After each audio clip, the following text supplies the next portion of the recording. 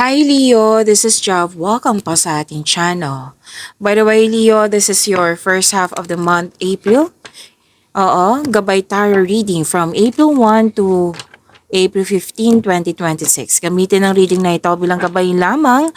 Tandaan Leo, ito po ay general reading.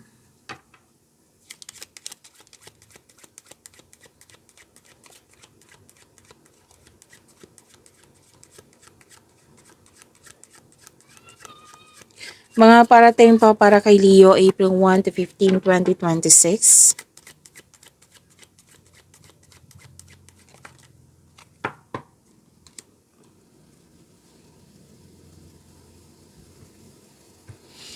Leo, sabi po dito, kung sino man ito, or pwedeng ikaw to na pwedeng wala sa mood or masama ang pakiramdam or mabigat yung may kumbaga burnout. Magkakaroon po ng recovery. Yan. Magkakaroon ng recovery. So claim niyo po itong recovery na nakikita ko dito. At wag po daw kayong ma-disappoint sa mga changes. Pwede nabigla kayo sa mga changes po. Oo, so sana'y wag kayong ma-disappoint kung pwede po.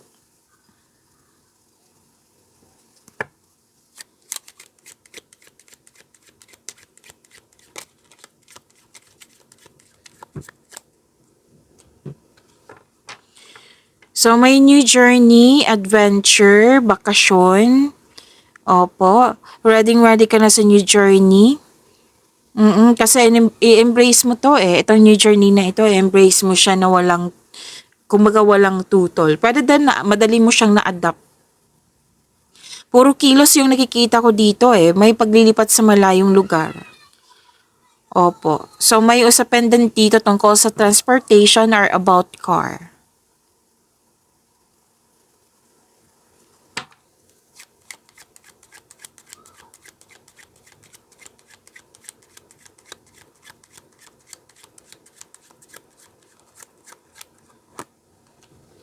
Ang ganda nito kasi prosperity is yours. Success and prosperity is within your reach. Mana, pensyon, retirement, or masaganang ani ng buhay. May panalo din, winning. Oo. LUCK, abundance, increased wealth. This is good fortune. Very confident ka kasi marami ka nang napatunayan po. Self-worth, success. So, this is about money and wealth. Claim niyo po, ang ganda po nito. Oo, about money. So, makakatanggap ka ng malaking pera.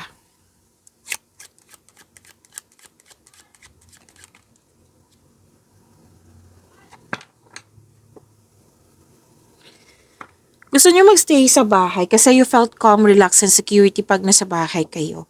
So, most likely, staycation kayo sa bahay. May nag-uusap din tungkol sa property. Other than po, may nakita rin ako energy dito, nakabenta ng bahay, nakabenta ng lupa. At may dito, family harmony and emotional bonds.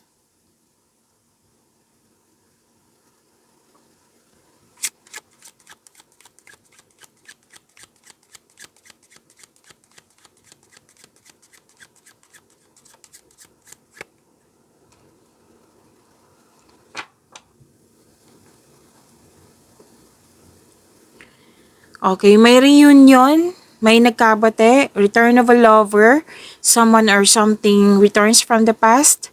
So, dalawang chord na mismo nagsabi dito na may healing, may recovery, may positive outcome. Tapos may friend dito na handa kang tulungan.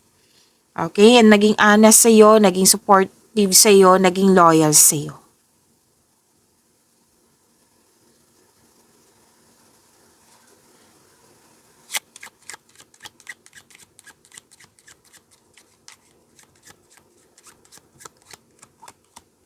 May nag-advise dito, pwede ikaw to or ikaw yung nakatanggap ng advice.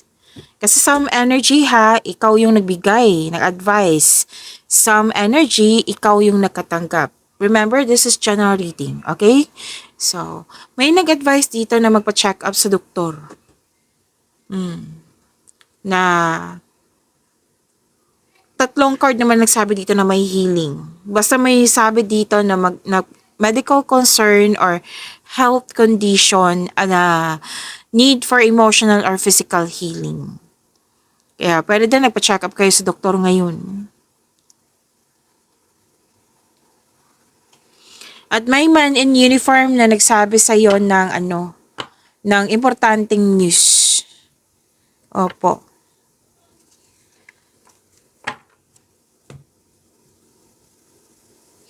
Kuha tayo ng mensahe para sa iyo, Leo, ngayong April 1 to 15, 2026.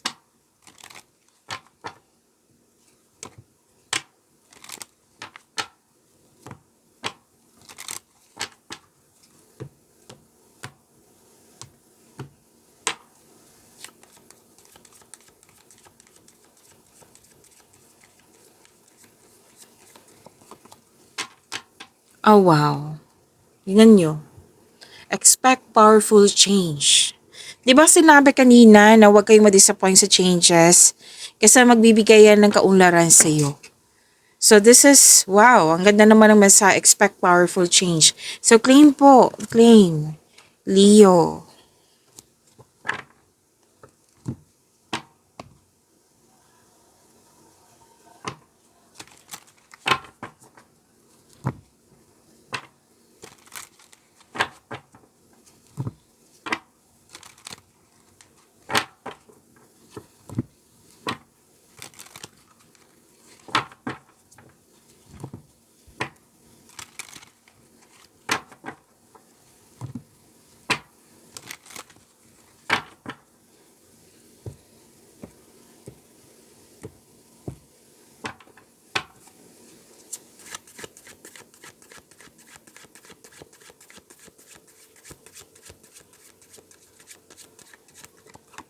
Energy.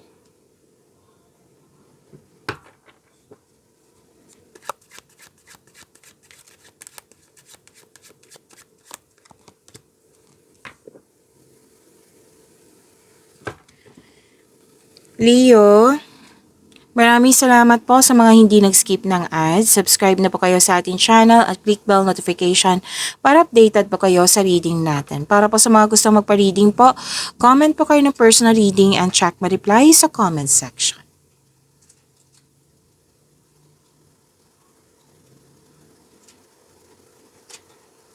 Okay. May mabilisang desisyon. Darating na kasi yung inaantay mong mensahe. May parating na blessings na magbibigay saya sa iyo. Wow. Maaaring may travel na magaganap o isang bagong tao na darating sa iyong buhay. Umiwas kayo sa toxicity ha kasi may nakita kong away po dito. Okay? At may exciting invitation, event invitation or may nag-ask sa iyo ng date. Isa o maraming alok o idea ang darating sa iyo. So busy pa rin si Leo.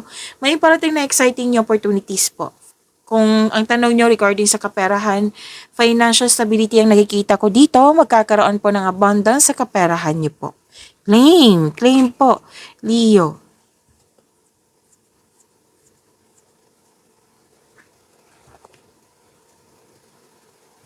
So, taas ng tagumpay, lalo na sa kaperahan ha.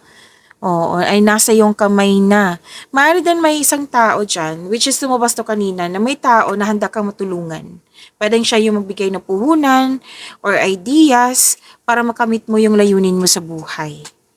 So, financial stability, magaling ka sa mga ginagawa mo. This is about wealth, which is lumabas kanina, di ba? O, lumabas din siya dito. Wealth at naging generous ka sa kapwa mo. Okay, may planong magbakasyon, which is nakita ko to kanina.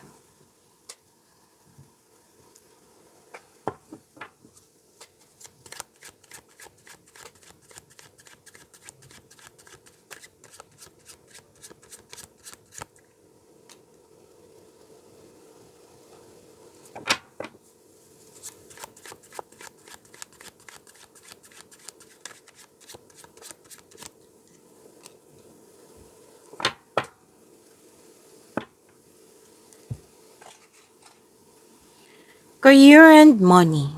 Sabi po dito, Advice po ito eh.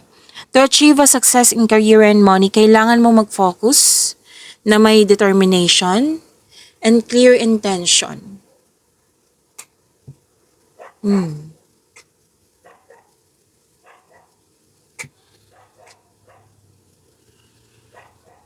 So, ito na yung time to create a concrete plan kasi may ego-go po kayo dito. Actually, umuwi kayo na successful. This is also means another card na naman nagsabi dito na may travel. Pwedeng business travel to or pwede nga mag-staycation kayo sa inyong bahay, uwi kayo ng bahay para magbakasyon. And may nakita ko dito, you are moving forward to the next level. Ginagamit niyo po yung intuition mo to guide you to the next phase of your life with confidence. So, gamitin niyo po yung talino niyo para makakreate kayo ng konkretong plano kasi makatulong din ito sa paggawa ng best decision. So, sabi ng card, you have success in the face of difficulty.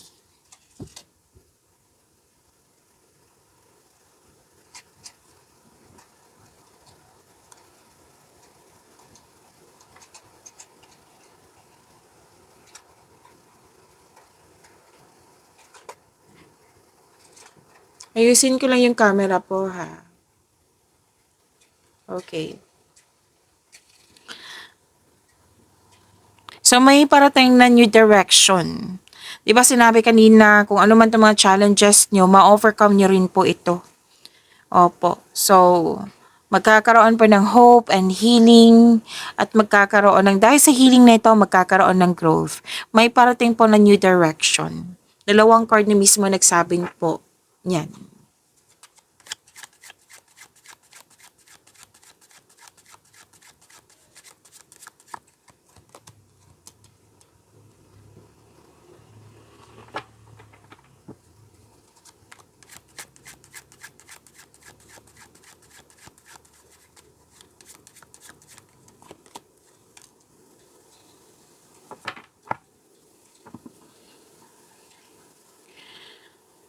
Leo, huwag niyo kalimutan na mag-subscribe sa channel natin at i-click yung bell notification para updated po kayo sa reading natin. At Leo, huwag niyo kalimutan na panoorin niyo po yung weekly Kabay Tarot reading niyo at yung monthly Kabay Tarot reading niyo, April 2026 reading. So, ready na po. Ready to view po iyon. Kung gusto niyo panoorin po, hanapin niyo lang po dito sa channel natin. At, hanapin niyo po sa channel natin at panoorin niyo po.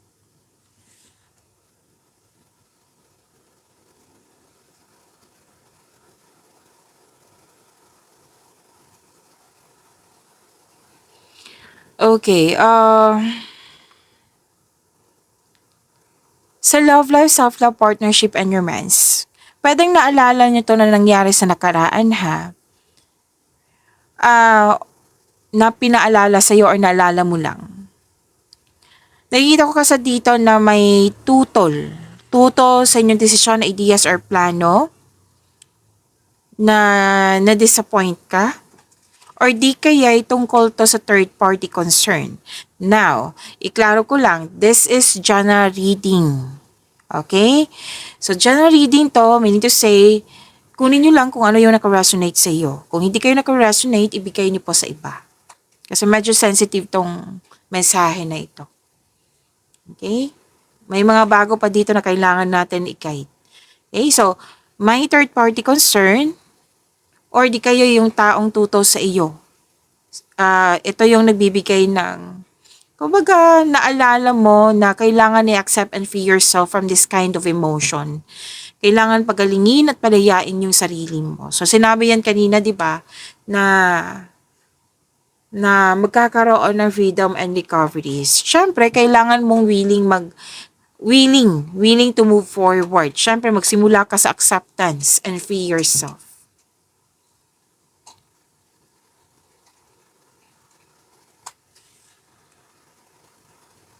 Okay, so, you're embarking on a healing journey. And nag-move on ka mula sa mapanakit na pangyayari.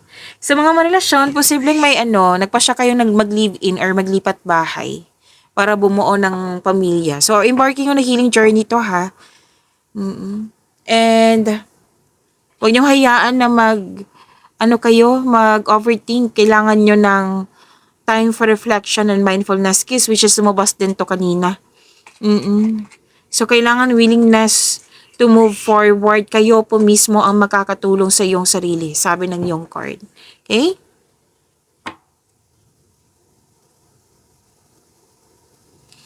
Malaki ang malaki ang influence ng single parent dito.